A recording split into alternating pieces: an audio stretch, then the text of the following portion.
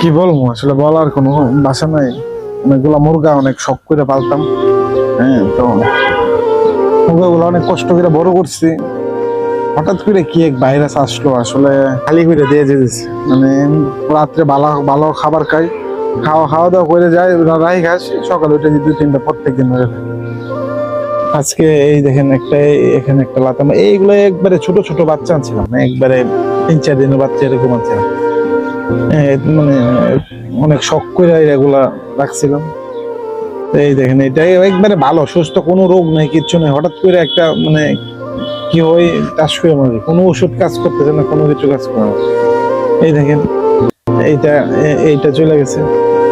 দেখেন, এইটা মানে দম চলে যাচ্ছে, আর বেশিক্ষণ হয়তো থাকতে হবে, কিছুক্ষণের মধ্যেই চলে যাবে। মানে কোনো রোগ নাই, কিচ্ছু নাই।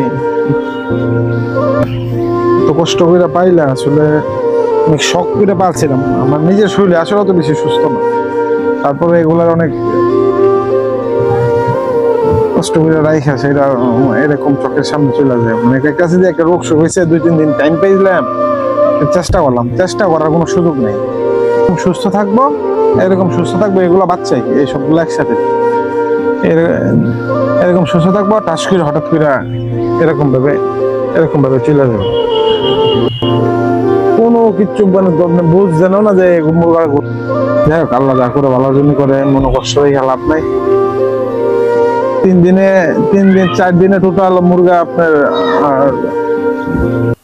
13টা মুরগি মারা গেছে। যাই হোক, সমস্যা নাই।